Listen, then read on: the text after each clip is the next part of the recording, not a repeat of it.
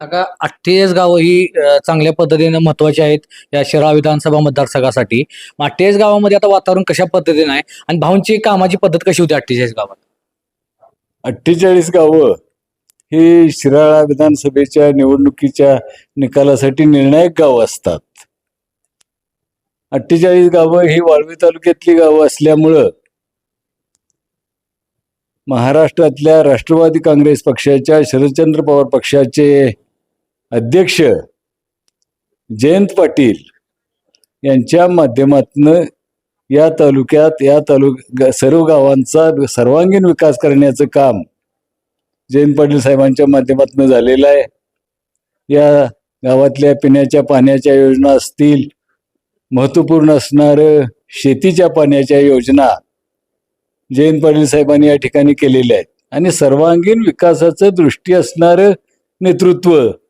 हे जयंत पाटील साहेबांचं या ठिकाणी आहे आणि त्यांच्या मार्गदर्शनाखाली विद्यमान आमदार मानसिंग भाऊ ही वाटचाल करतायत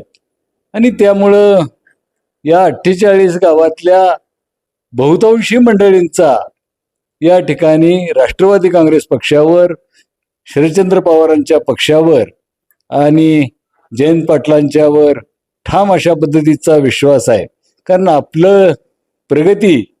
ही याच नेत्यांच्या माध्यमातून साधली जाईल. बेरोजगारांच्या हाताला रोजगार देण्याचं काम असेल,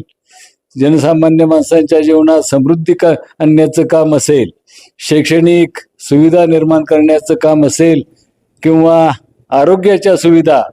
ह्या सामान्य माणसाला जास्तीत जास्त कशा पद्धतीनं देता येतील याच्या सर्व योजना या नेत्यांच्या माध्यमातून या ठिकाणी राबलेल्या आहेत आणि त्यामुळं 48 गावांचा कल